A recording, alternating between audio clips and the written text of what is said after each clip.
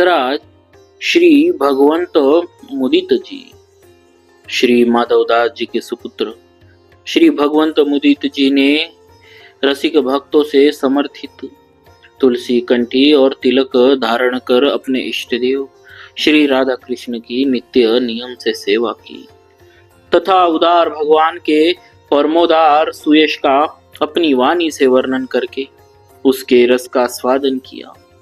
श्री कुंज विहारी की नित्य निकुंज लीला इनके हृदय में सर्वदा प्रकाशित रहती। दंपति श्री राधा कृष्ण का जो पारंपरिक सहज स्नेह और प्रीति की जो अंतिम सीमा है, उससे आपका हृदय प्रकाशित था। अनन्य भाव से सेवा करने की जो रसमयी रीति है, उसी को आपने उत्तम से उत्तम मार्ग मानकर अपनाया, उसी पर चले। भक्ति से भिन्न लौकिक वैदिक विधि निषेधों का सहारा छोड़कर आपका हृदय विशेषकर श्री राधा कृष्ण के परमानुराग में सराबोर रहता था। श्री भगवंत मुदित जी परम रसिक संत थे। आप आगरा के सूबेदार नवाब शुजा उल मुल्क के दीवान थे। कोई भी ब्राह्मण, गोसाई, साधु या गृहस्थ ब्रजवासी जब आपके यहाँ पहुंच जाता तो आप अन्न धान और वस्त्र आदि देकर उसे प्रसन्न करते थे, क्योंकि ब्रजवासियों के प्रेम में इनकी बुद्धि रम गई थी। आपके गुरुदेव का नाम श्री हरिदास जी था। ये श्री वृंदावन के ठाकुर श्री गोविंद देव जी के मंदिर के अधिकारी थे। इन्होंने ब्रजवासियों के मुख से श्री भगवंत मुदित जी की बड़ी प्रशंसा सुनी तो इनके मन में आया कि हम भी आगरा जाकर शिष्य भक्त की भक्ति देखें। श्री भगवंत मुदित जी ने सुना कि श्री गुरुदेव आ रहे तो इन्हें इतनी प्रसन्नता हुई कि ये अपने अंगों में फूले नहीं समाये। ये अपनी स्त्री से बोले कि कहो, श्री गुरु चरणों में क्या भेंट देनी चाहिए? स्त्री ने कहा, हम दोनों एक एक धोती पहन ले और शेष सब घर द्वार कोठार भंडार चल अचल संपत्ति श्री गुरुदेव को समर्पण कर दे और हम दोनों श्री वृंदावन चलकर भजन करें। स्त्री की ऐसी बात सुनकर श्री भगवंत मुदित जी उस पर बहुत प्रसन्न हुए और बोले, सच्ची गुरु भक्ति करना हो तो तुम ही जानती हो। बोले, सच्ची गुरु भक्ति करना तो तुम ही जानती हो। यह तुम्हारी सम्मति हमको अत्यंत प्रिय लगी। ऐसा कहते हुए उन्होंने नेत्रों से आंसू बहने लगे। गुरुदेव जी रात्रि में बाहर द्वार पर बैठे सुन रहे थे। सर्वस्व समर्पण की बात गोस्वामी श्री हरिदास जी ने सुनी और उन्होंने जान लिया कि ये सर्वस्व त्याग करके विरक्त बनना चाहते, जिसका अभी योग नहीं है। अतः आप उसी समय बिना श्री भगवंत मुदित जी से मिले ही परिचित व्यक्ति को बताकर लौटकर श्री वृंदावन को चले आए और इनके प्रेम भरे त्याग के प्रण पर बहुत ही संतुष्ट हुए।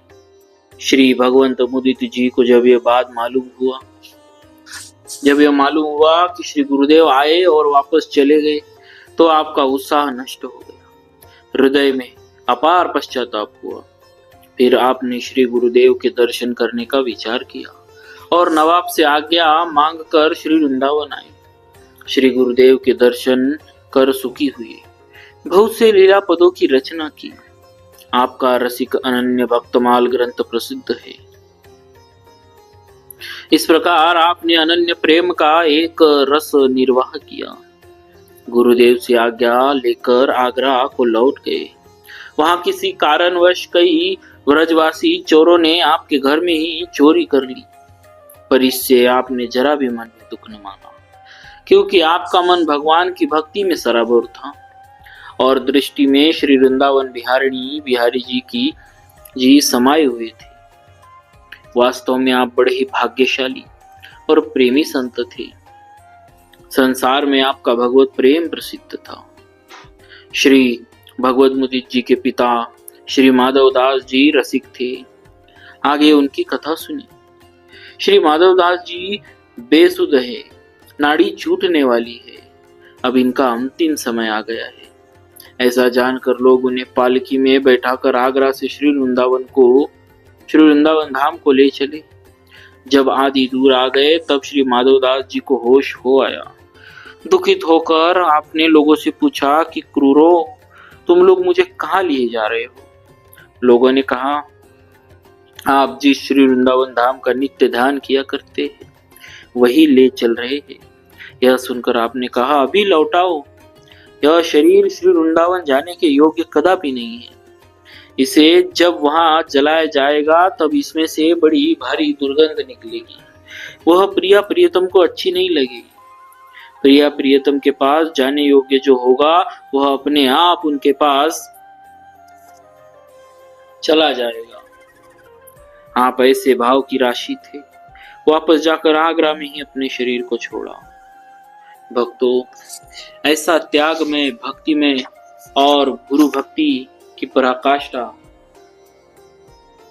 नियम भरा जीवन रहा भक्तराज श्री भगवंत मुदित जी महाराज का। बोलिए भक्तराज श्री भगवंत मुदित जी महाराज की जय। भक्तवत्सल भगवान